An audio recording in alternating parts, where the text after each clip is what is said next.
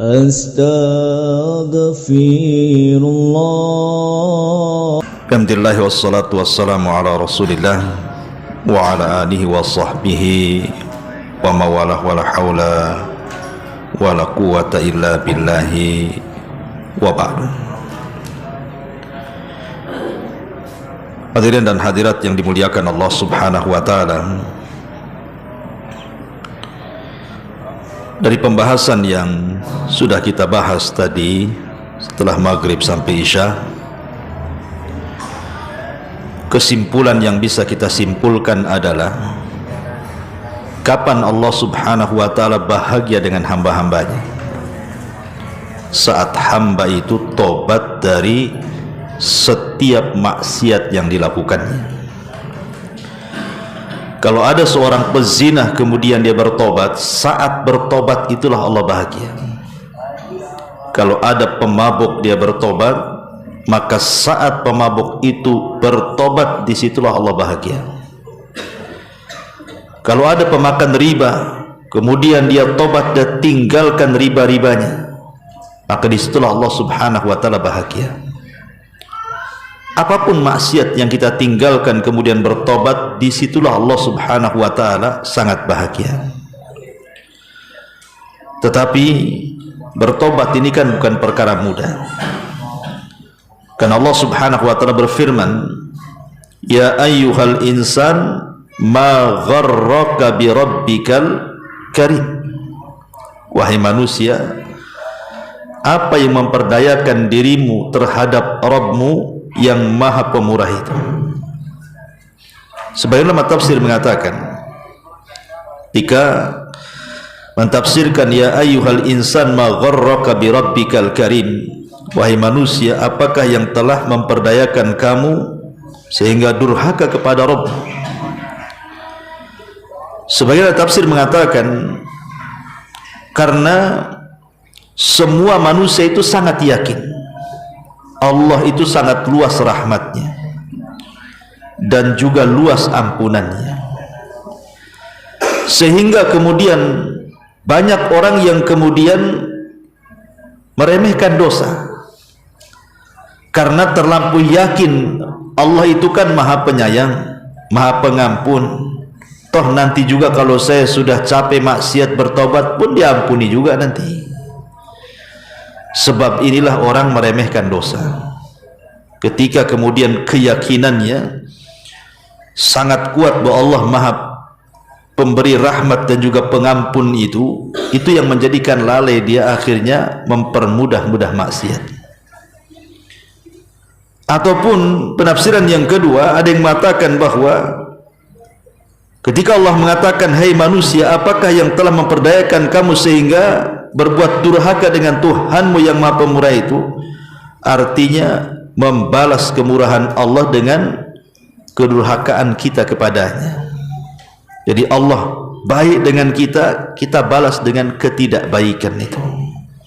Harusnya kan timbal balikan gitu. Kalau ada orang berbuat baik kepada kita saja, kalau bisa kita berbuat baik kepada dia kan gitu. Itu manusia sesama manusia, apalagi kepada Allah Azza wa Jalla. Tapi masyaallah muslimin yang muliakan Allah Azza wa Jalla, kalau saya bentangkan permasalahan taubat ini nggak selesai-selesai karena memang babnya panjang sekali. Tapi intinya adalah kalau cerita taubat, al-a'mal bi khawatimiha. Amal itu ditentukan akhirnya. Amal itu ditentukan akhirnya. Tapi akhir juga terkadang penentuannya di awal. Dari sini kita tahu bahwa ada sebuah hadis yang ma'ruf ya, yang antum sering dengar ketika Rasulullah SAW bercerita tentang dua orang di zaman Bani Israel, yang satu ahli ibadah, yang satu ahli maksiat. Yang ahli ibadah ini baik memberikan nasihat kepada ahli maksiat, cuman jeleknya ketika ahli ibadah ini mungkin dah bosan nasihati kawan yang ahli maksiat ini, sehingga ketika dia melihat ada maksiat yang tidak bisa ditolerir menurut dia, bersumpah pula dia melewati takdirnya dan mengatakan, wallahi illam tatub la yaghfirullahu lak. Demi Allah, kalau engkau tidak bertobat, Allah tidak akan mengampuni dosamu. Maka Allah subhanahu wa ta'ala murka dari langit dan mengatakan, siapa yang berani bersumpah menyebut-nyebut namaku, bahwa dia tidak akan diampuni dosanya oleh aku, kata Allah. Bahkan aku sudah ampuni dosa dia dan aku gugurkan amalan dia, katanya. Yang ahli maksiat dimasukkan ke dalam surga, yang ahli ibadah pula dimasukkan ke neraka. Artinya kan ampunan milik Allah. Allah berhak mengampuni siapa yang dikehendakinya. Bukan kita yang mengatur ampunan. Tapi yang jelas bahwa al-a'mal bi khawatimiha, kalau bisa setiap amal itu ditentukan akhirnya. Taib, ini diantara poin pertama ya, tentang masalah bagaimana Allah subhanahu wa ta'ala itu sangat bahagia dengan hamba-hambanya. Ma'asyiral muslimin yang dimuliakan Allah subhanahu wa ta'ala. Kemudian poin selanjutnya dijelaskan di mana Nabi SAW juga bersabda bagaimana bahagianya Allah subhanahu wa ta'ala kepada hamba-hambanya. Disebutkan dalam riwayat dari Ibnu Mas'ud radhiyallahu an, ini ada yang mengatakan mauquf. Mauquf itu tidak sampai kepada Rasul, tapi ucapan Abdullah bin Mas'ud. Tapi ada juga yang mengatakan hadisnya marfu sampai kepada Nabi, di mana Nabi Abdullah bin Mas'ud meriwayatkan sebuah athar, innallaha la yadhaku ila rajulaini, sesungguhnya Allah subhanahu wa ta'ala akan benar-benar tertawa kepada dua orang laki-laki. Kemudian beliau mengatakan, yang pertama, rajulun qama fi lailatin baridatin min firashihi wa lihafihi wa disarihi wa tawadda'a thumma qama ila salati fayaqulu Allahu azza wa jalla li malaikatihi ma hamala abdi hadza ala ma sana. Yang pertama yang membuat Allah subhanahu wa ta'ala sampai tertawa, dan ingat tertawanya Allah tentu beda dengan tertawa makhluknya. Tapi di sini ahli sunnah wal jamaah menetapkan sifat tertawa bagi Allah subhanahu wa ta'ala. Tentu tertawa sesuai dengan keagungan dan kemuliaan Allah. Laisa kamitslihi syai'un wa huwas samiul basir. Lah, ketika Allah subhanahu wa ta'ala tertawa menunjukkan apa? Bahagia. Karena di antara ekspresi orang bahagia kan tertawa. Kata Abdullah bin Mas'ud radhiyallahu an, pertama seorang laki-laki yang berdiri untuk sholat malam di waktu cuaca yang sangat dingin bagi dia untuk bangun. Tiba-tiba dia bangun dari pembaringannya, bangun dari selimutnya, kemudian dia berwudu, kemudian dia sholat malam. Maka Allah berkata kepada para malaikat, apa yang memotivasi hambaku ini melakukan hal tersebut? Dingin-dingin, harusnya tidur ngorok, malah bangun sholat malam pula. Apa yang dikehendaki dia? Maka kemudian para malaikat mengatakan, Rabbana raja'a ma indaka, sesungguhnya dia melakukan tidak lain dan bukan karena mengharap apa yang ada di sisimu. Maka Allah subhanahu wa ta'ala katakan, fa inni qad a'taituhu ma raja wa amantuhu mimma yakhaf, sesungguhnya aku sudah berikan keinginannya dan aku jaminkan aman dari rasa takutnya. Berarti yang kedua, orang-orang yang membuat Allah bahagia adalah orang yang tegak di malam hari dalam rangka sholat tahajud. Ini Allah sangat bahagia. Ini yang kedua. Kemudian juga yang ketiga, disebutkan dalam satu redaksi hadis dari Abi Darda radhiyallahu an, dari Nabi SAW. Hadis ini dikeluarkan Imam Hakim dalam Mustadraknya, dan juga Imam Baihaqi dalam kitabnya Al-Asma wa Sifat, dan juga Al-Haytami dalam Al-Majma' Az-Zawaid. Kemudian juga Imam Tabrani mencantumkan dalam kitabnya Al-Kabir dengan rijaluhu thiqat, para perawinya semua terpercaya. Apa kata Rasulullah? Salasatun yuhibbuhumullahu wa yadhaq ilaihim wa yastabshiru bihim tiga orang Allah sangat mencintai mereka, Allah tertawa karena mereka, dan Allah bahagia karena mereka. Siapa tiga orang ini? Kata Nabi SAW, alladhi idhan kashafat fi'atun qatala wara'aha binafsihi lillahi azza wa jal, fa imma an yuqtal wa imma an yansurahu Allah ta'ala wa yakfiyahu fa yaqulu ungduru ila abdi hadha kaifa sabara li binafsihi. Yang pertama, seorang laki-laki ketika diutus dalam medan pertempuran, di hadapannya ada musuh besar, perang, dia tembus musuh itu dan dia berjihad, betul-betul berjihad. Boleh jadi dia bisa terbunuh mati syahid, atau mungkin ditolong Allah Azza wa Jalla. Maka Allah Subhanahu wa ta'ala berfirman kepada para malaikatnya, lihat orang itu, kok dia bisa sabar karena aku, katanya. Maka aku bahagia dan tertawa serta senang melihatnya, kata Allah. Kemudian juga yang kedua, walladzi lahu imra'atun hasanatun wa firashun layyinun hasanun fayaqumu minal laili fayaqulu yadharu syahwatahu wa yadhkuruni walau sya'a raqad. Yang kedua, antum punya istri cantik secantik-cantiknya, apalagi baru menikah, tiba-tiba tengah malam antum tidak menemani istri antum di tempat tidurnya, antum lebih memilih bangun, ambil wudhu, kemudian tahajud. Padahal kalau dia mau, dia bisa bersenang-senang dengan istrinya, tapi dia gunakan malam itu untuk tahajud. Maka Allah Subhanahu wa ta'ala katakan kepada para malaikat, coba lihat orang itu, katanya, dia bisa meninggalkan syahwatnya. Kalau dia mau, dia bisa tidur, tapi dia malah berdiri tengah malam.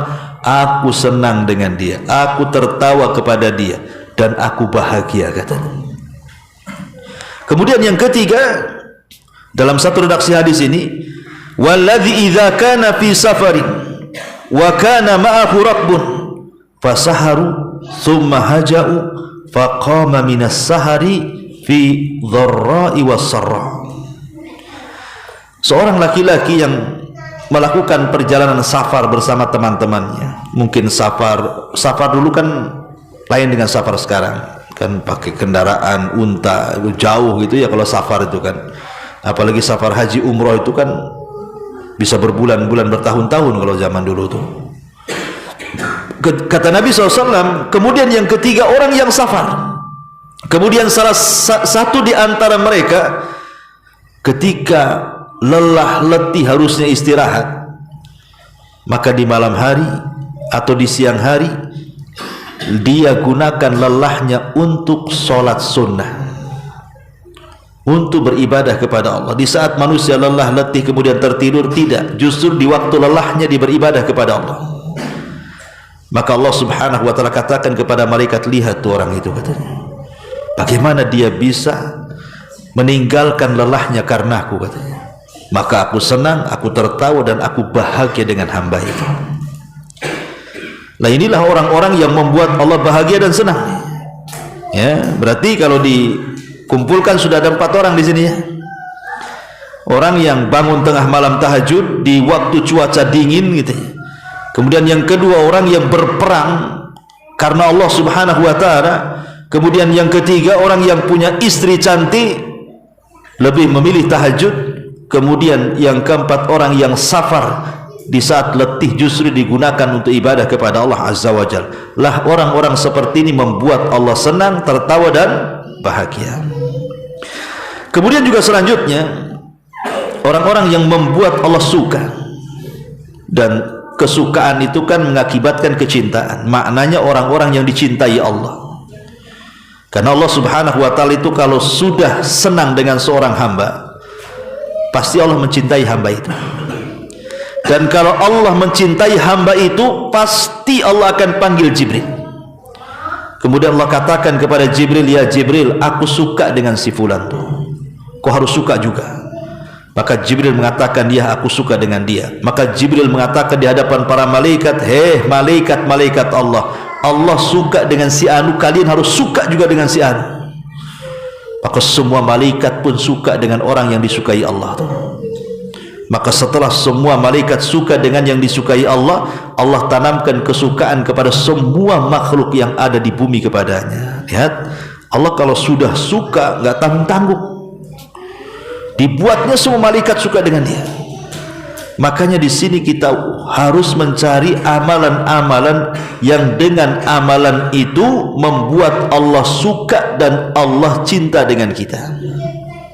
Seperti apa? Ya.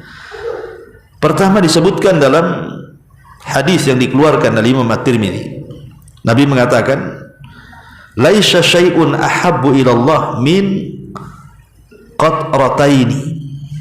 Tidak ada sesuatu yang paling dicintai Allah daripada dua qatrah. Ya. Maksudnya tetesan-tetesan. Yang pertama, qitratun min dumu'i fi khasyatillah. Pertama, tetesan air mata karena takut kepada Allah Subhanahu wa taala. Dan yang kedua, qitratu dami tahraki fi sabilillah, tetesan darah yang keluar dari para mujahidin. Inilah dua tetesan yang sangat dicintai Allah Azza wa Jalla. Pertama, tangisan karena takut kepada Allah Azza wa Jalla. Rajulun dzakarallah fafadat aina, seorang laki-laki atau seseorang yang mengingat Allah di malam hari, dia bisa mencucurkan kedua air matanya. Kadang-kadang ikhwatu fillah muliakan Allah Azza wa Jalla, kalau kita mau jujur ya, saya atau antum tuh siapapun lah, kalau mau jujur, pernah nggak antum bangun tengah malam sepertiga malam, kemudian tahajud, kemudian merenung akan dosa-dosa, merenung akan kekuasaan Allah, tiba-tiba kemudian kita menangis? Pernah nggak kita melakukan seperti itu? Rasanya mungkin jarang di antara kita yang bisa menangis seperti itu. Paling tinggi nangis itu kalau mikir utang. Nah, mungkinlah itu nangis dia. Oh, aku bayar ini gimana cerita? Besok debt collector datang pula kan. Kadang-kadang kalau kita menyengajakan tengah malam tahajud kemudian ingat dosa nangis itu kadang nggak bisa. Mungkin karena sudah kerasnya hati kita. Padahal di antara 7 kelompok yang akan mendapatkan naungan di hari yang tidak ada naungan kecuali Allah, naungan Allah, naungan arsy Allah, salah satunya adalah rajulun dzakarallaha fafadat aina. Seseorang yang mengingat Allah tiba-tiba bisa meneteskan air mata. Ya. Karena seorang laki-laki itu meneteskan air mata bukan perkara mudah, ya kan?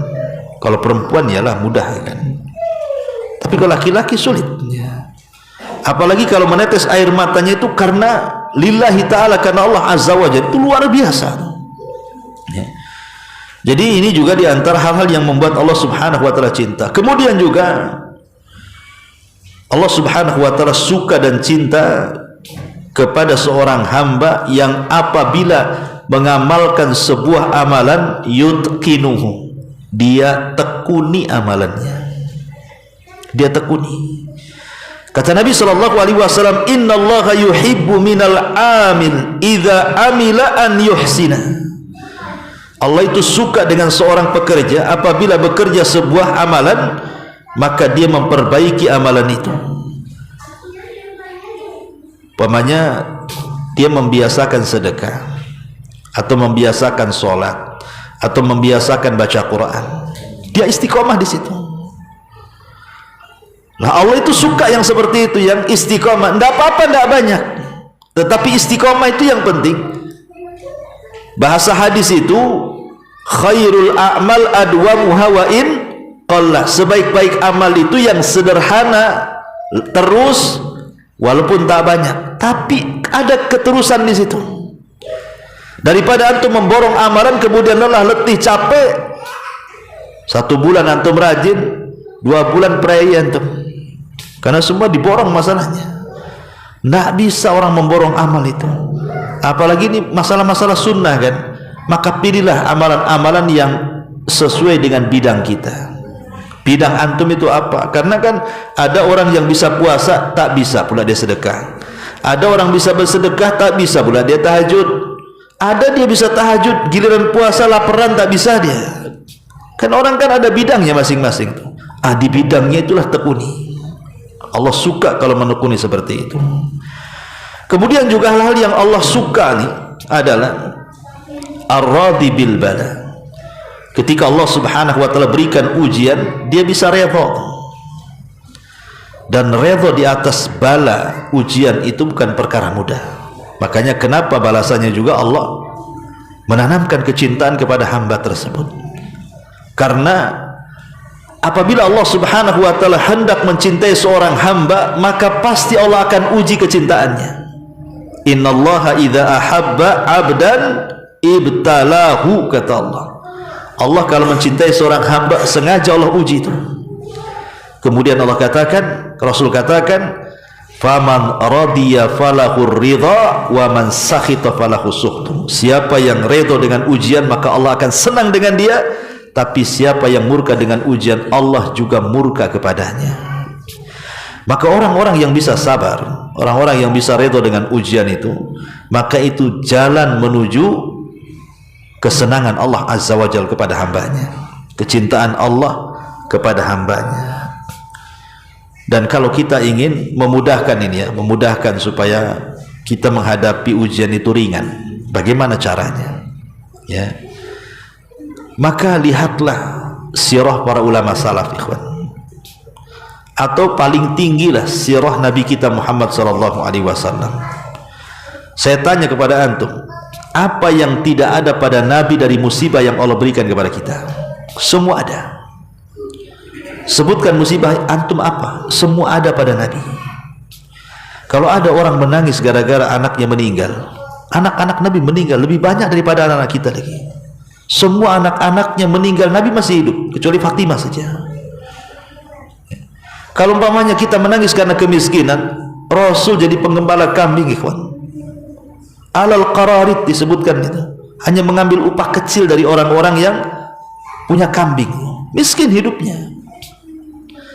Apalagi kalau antum kita sedih umpamanya berdakwah, dijelek-jelekin orang, dihina orang, tidak sampai ke level Nabi yang dikatakan penyihir. Antum kalau dituduh dukun, marah nggak antum? Dukun tuh, aneh ini memberantas dukun kok dibilang dukun. Itulah Nabi. Nabi dibilang dukun. Kalau antum dituduh dukun, pasti antum ngeles kan, enak aja, saya bukan dukun. Yang dukun tuh yang di sono tuh, yang di pojok tuh katanya. Gitu ya. Ya.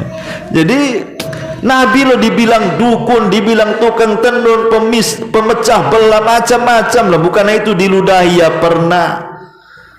Coba bayangkan, ditanam duri di tempat jalan dia ya pernah, dilempari batu ya pernah. Kalau antum di posisi Nabi ketika berdakwah seperti itu, 100% resign antum jadi pendakwah. Males jadi pendakwah ini katanya. Baru ke sana dilempar batu jeduk kena kepala. Udahlah, pindah tempat lain gitu lagi. Bagus jadi tukang cincau aja lah katanya.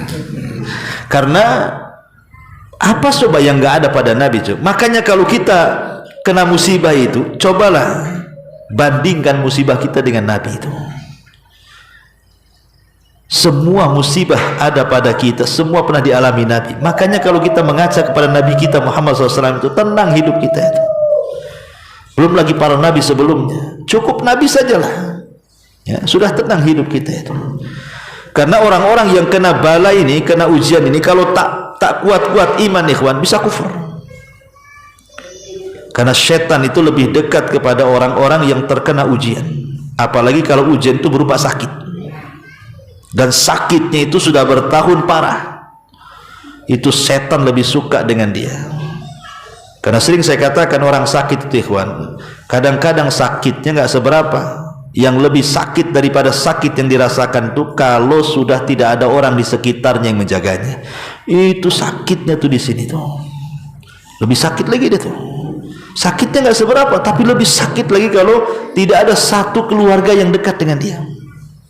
Paling ujung-ujungnya ya istrinya atau suaminya atau anaknya.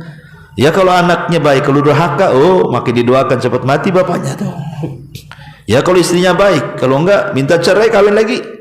Ya, memang begitu ujiannya. Makanya dalam kondisi seperti ini banyak orang sakit itu biasanya minta mati. Kebanyakan minta mati itu. Ya Allah, kan matikan saya, wafatkan saya ya Rabb, daripada nyusahin orang. Bagus saya mati. Ya. Tapi Rasul sallallahu alaihi wasallam melarang, tidak boleh. Kata Rasul, la yatamayyana ahadukumul maut. Jangan kalian berangan-angan ingin mati. Kenapa? Ya boleh jadi kalau seandainya Allah panjangkan umurmu, maka engkau bisa menambah amalanmu.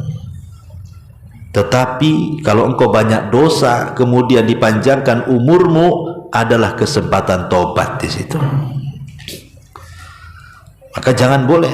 Kalaupun pengen, kata Rasul, wa in kana walabud, kalau memang harus berangan-angan kematian, maka berdoalah kepada Allah, ya Allah kalau kematianku lebih baik ya sudahlah, wafatkan saja.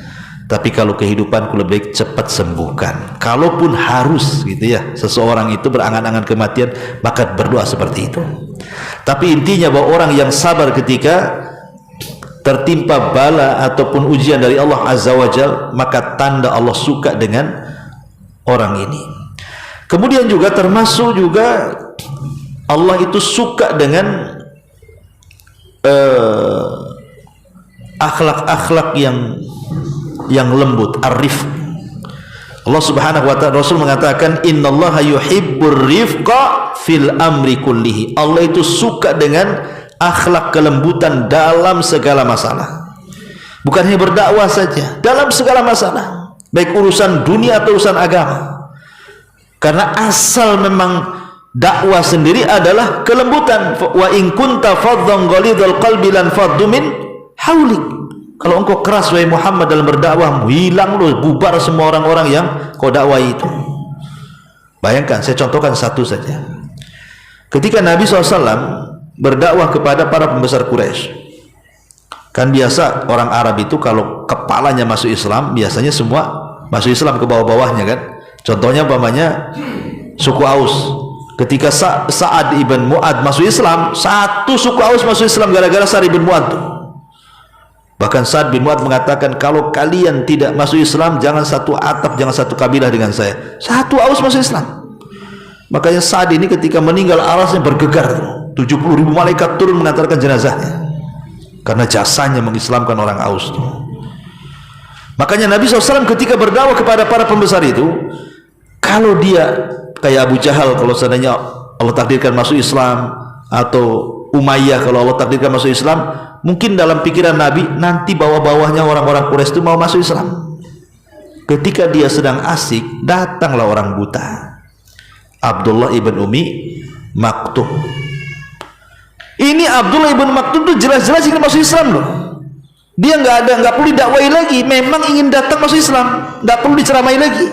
Sementara di pembesar-pembesar Quraisy ini, dia diceramai dulu, belum tentu habis ceramah itu bisa terima atau bisa tidak kan gitu. Namanya belum tentu. Lah yang sudah tentu-tentu malah kemudian oleh Nabi SAW dibuat masam mukanya dan berpaling. Kayaknya nggak suka gitu. Saya kan lagi ada acara dengan para pembesar, janganlah ganggu, nanti aja nih, bahasanya seperti itu. Jadi agak masam lah muka Nabi itu. Kemudian berpaling, turunlah surah Abasa. Abasa wa tawalla anja'ahul a'ma. Rasul bermuka masam berpaling ketika datang orang buta. Lihat, Rasul itu tidak ngomong, hanya mukanya aja masam. Tapi ini sudah tidak lembut lagi kan. Ketika tidak lembut, Allah turunkan surah Abasa ya.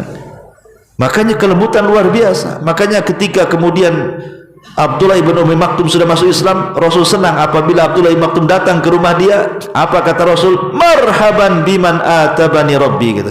Selamat datang, gara-gara kamu aku ditegur Allah, katanya. Rasul itu, gara-gara kamu aku ditegur Allah, katanya. Selamat datang, katanya. Rasul senang dengan Abdullah ibn Maktum. Makanya kalau safar berjihad, yang memimpin kota Madinah itu diserahkan kepada Ibnu Maktum, karena dia buta masalahnya. Tapi luar biasa, akhir hidupnya pun dia jihad, walaupun buta dia mati di perang Qadisiyah bersama Umar, dia pegang bendera, mati syahid. Ya, Abdullah ibn Umi Maktum. Tapi syahidnya di sini bahwa kelembutan itu penting, karena kelembutan itu akan menghiasi segalanya, dan itu Allah suka dengan ar-rifqu. Kemudian juga Allah suka dengan yuhibbullahu rajul as-samha. Allah itu suka dengan orang-orang yang memudahkan urusan. Memudahkan urusan seperti contoh namanya Nabi mengatakan, rahimallahu rajulan samhan idza ba'a wa samhan idza ishtara wa samhan idza qada wa samhan idza iqtada. Semoga Allah merahmati orang yang mudah saat menjadi penjual, mudah saat menjadi pembeli, mudah saat meminjam hutang, dan mudah saat memberi kembali hutang. Jadi Nabi SAW mencontohkan, ya, jangan kita ini mempersulit dalam jual beli, gitu maksudnya. Karena banyak orang yang mempersulit jual beli itu. Kalau laki-laki, bapak-bapak insya Allah nggak ada yang mempersulit jual beli kan. Modelnya datang ke pasar, nawar berapa, 5.000, kresekin. Itu kalau bapak-bapak tuh nggak ada pilih-pilih, ya, langsung masukkan ke karung, bawa balik. Kalau mama mana mau kayak gitu, dicek satu-satu buahnya tuh. Ada sompel sedikit tak mau, ini keluarin. Gak enak itu, pokoknya mama kayak gitu. Makanya nggak ada bapak-bapak yang mau ngantar emak-emak ke pasar itu, paling sampai parkir aja, masuk sendiri. Capek kalau bawa ibu-ibu ke dalam pasar kan.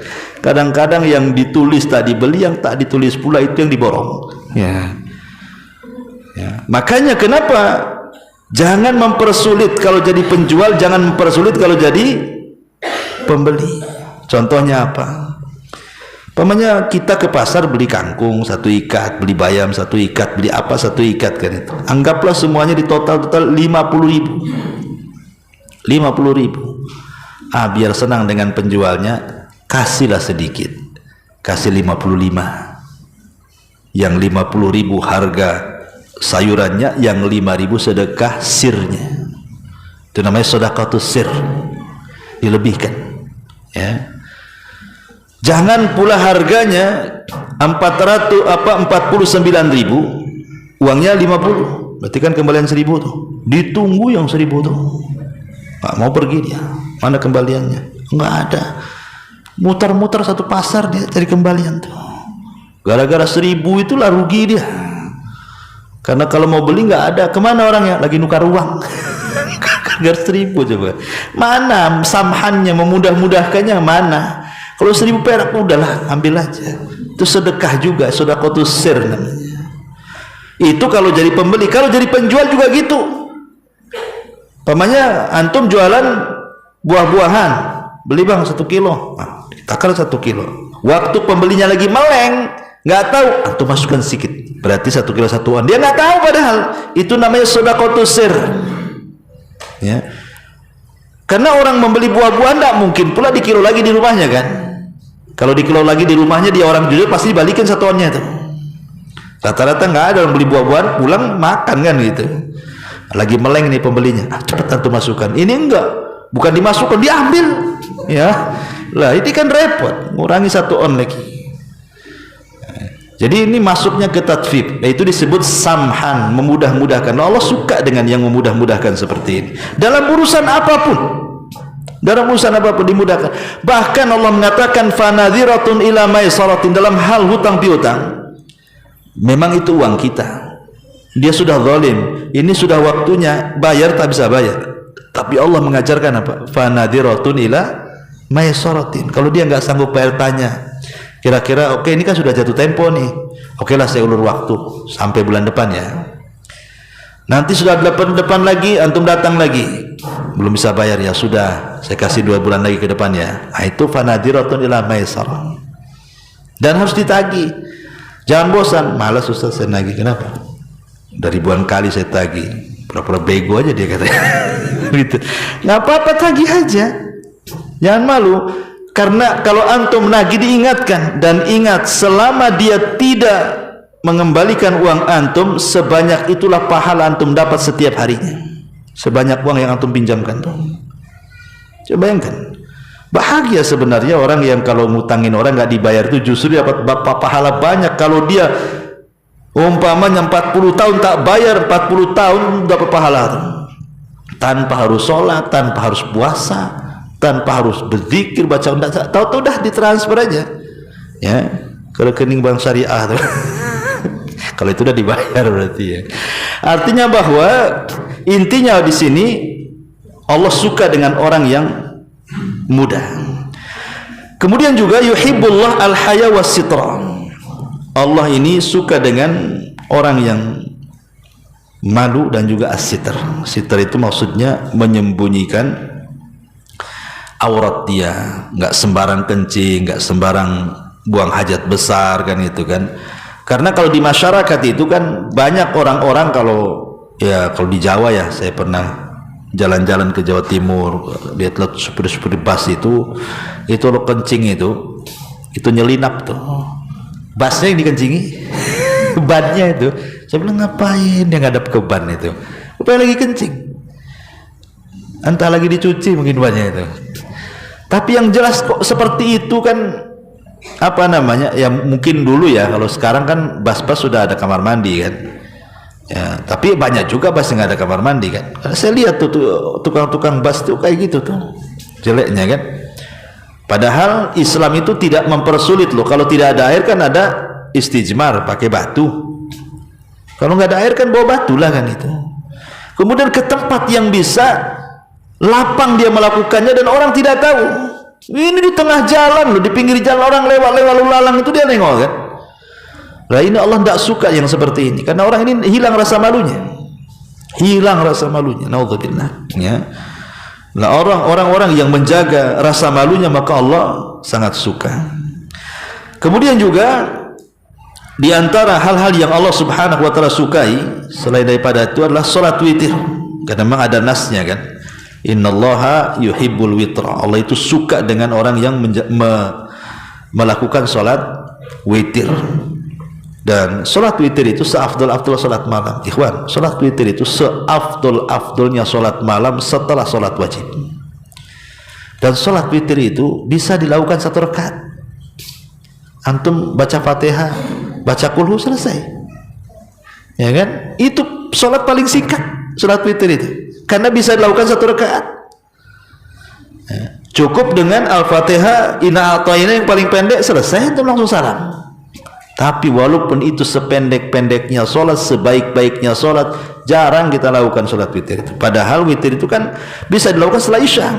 Kalau memang tidak bisa bangun sepertiga malam, selepas isya bisa dilakukan kan. Tapi lihat bagaimana Allah suka dengan orang yang melaksanakan witir itu. Padahal itu sholat paling ringkas, 1 rakaat pun bisa. Jangan seperti Utsman, antum tidak sanggup. Utsman bin Affan itu 30 juz 1 rakaat tuh. Allahu Akbar. Qul a'udzu birabbin nas, selesai. Antum ambil qul a'udzu birabbin nasnya aja. Al-Baqarah ditinggal. Utsman bin Affan dari Al-Baqarah sampai qul a'udzu birabbin itu terkenal tuh. Dia menghatamkan Quran dalam 1 witir. Luar biasa. Ya, karena Allah suka dengan yang witir itu. Termasuk Allah itu suka dengan yuhibbut taqiyal ghaniyal khafi. Orang yang kaya, bertakwa, tapi kalau sedekah sembunyi-sembunyi. Karena rata-rata biasanya orang kaya itu jalan bertakwa, apalagi jalan sedekah. Sedekahnya itu harus ada kamera di belakangnya. Ya. Antum lihatlah di YouTube tuh, kan ada namanya buat konten kadang-kadang kan, ngeprank tukang cilok dikasih 10 juta.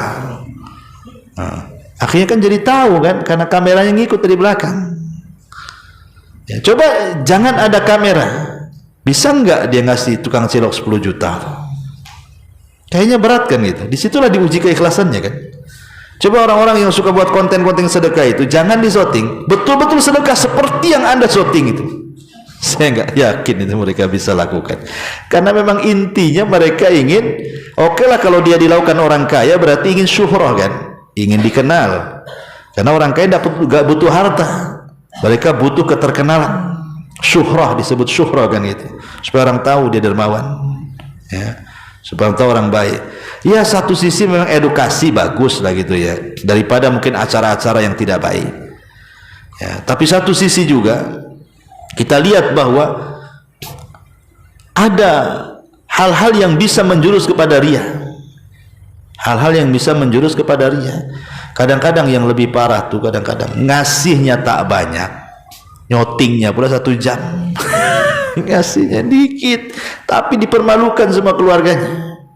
Sampai disoting ke rumahnya, ya Allah, kalau sampai begitu. Ya.